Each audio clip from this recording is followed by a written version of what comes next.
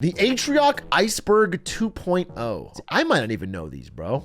All right, top level of the ATRIOC ICEBERG. Ludwig's friend, Boomer, Hitman, former Twitch NVIDIA employee. I think that's all pretty well established. Glizzy Hands. Glizzy Hands is that high up? This is bad. Glizzy Hands should be way deeper. Nobody who's new should be talking about Glizzy Hands Coffee Cow. That should be the deepest lore for like people who are hardcore. That shouldn't be like, oh, I'm just starting. S3K is pretty high up. I don't think it's true. I don't think the average new frog knows about S3K. It was one video and it was a while ago. Shark Tank, Papathon, Crinky Crongemus. This is so odd to me that this little phrase has become associated with me because I said it one time in one video 2 years ago. It was the Chess But Funny video. I was on like 3 hours of sleep. I was tired and I said Crinky Crongemus. That's a little cronky dog for you. That's actually Crinky Crongemus. What the fuck? I'll say it. It's not a catchphrase. I've never said it unironically again. And yet it's fucking here. Crinky Crongemus. All right, banger tier. Win ATRIOC's money. Q6 Gambit. I feel like Q6 is like, that's my main YouTube video. America's search history is my first successful video. I said some negative thing about Trump in it, and I got fucking insane hate comments for literally over 2 years. Like even to this day, and I'll get the notification. All right, King Delroy, Paper Mario Day, Out of My Mind. Oh, the original banger of stream. Yeah, that's crazy. What I'm realizing is that so many of the memes of this community were just something that happened one time that we never dropped. It's all something that happened one time that was funny once and we never drop any of them. We can't keep adding new memes in. We have to let old ones go. King Delroy, that should be deeper cut. Nobody knows King Delroy, dude. You had to literally be there live at that moment or you wouldn't know King Delroy. King Delroy was, I was looking for, it was the best jingle stream. This right here, it had at the time, it's got 37K views now. At the time, it had like 17 views.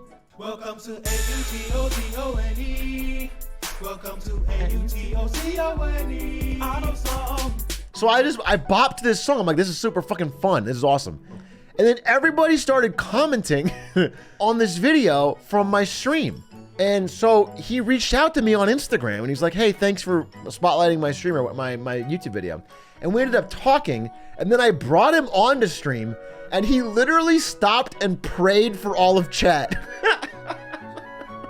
Wait a minute. He made an alternate. We ended up using, just for time, we used to do 2 songs at the beginning of Marketing Monday. Oh shit. Today's Marketing Monday.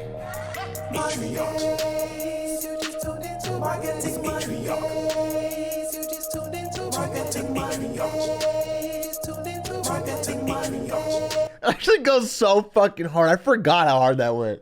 Damn, that was so nice of him. What a character. All right, so anyway, okay, continuing. Twitch Weekly.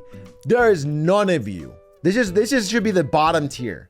This is the deepest cut, bro. So I started at Twitch. Again, I'm like age 20.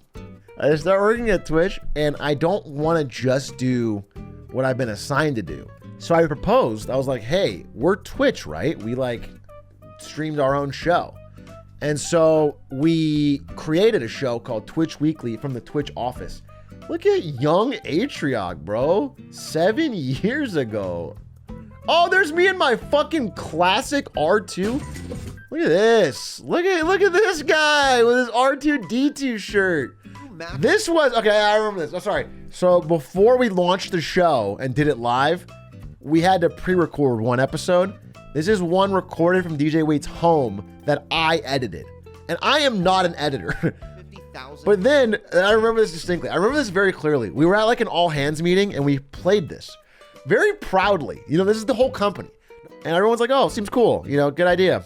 And then somebody, I forget who, it might have been the CEO. In my mind, it was Emmett Shear, the CEO. He goes, we're a live company. Why is it a VOD? Like, why are we pre-recording Twitch Weekly? Here it is! Oh, so embarrassing. First of all, I want you to know that I had not slept for like 24 hours because I had been trying to set everything up. I was like, I've never been on camera before. This is like my first time being on camera.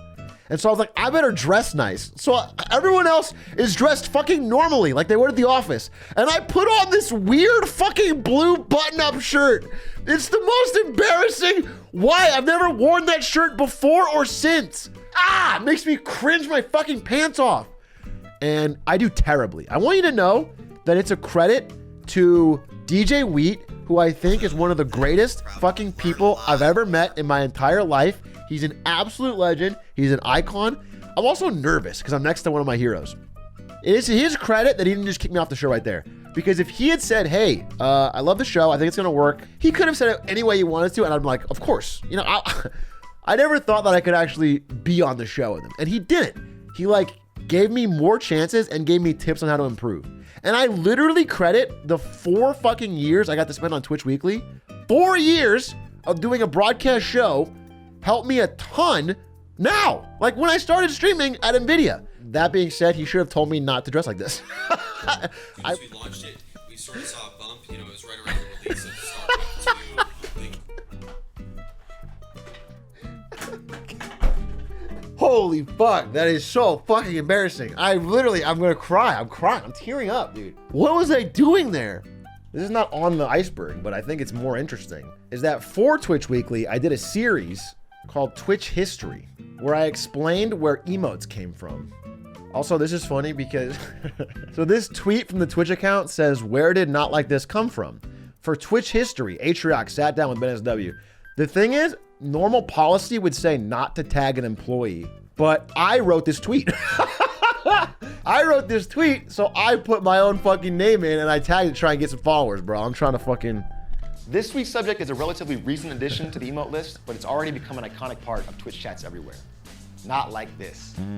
So to figure out where this emote came from, I'm here with Ben SW Swartz. Yeah, I'm Ben Swartz. I've been an Love engineer Ben. here at Twitch for a little over 3 Have years. I mentioned that Ben SW is literally the good version of SBF? I tell this people in real life, but I don't know if I told you guys. Ben SW is literally SBF if he was good, if he was a good guy. The photographer has posted the picture on Twitter, and I look at it and I think, man, this could be my emote.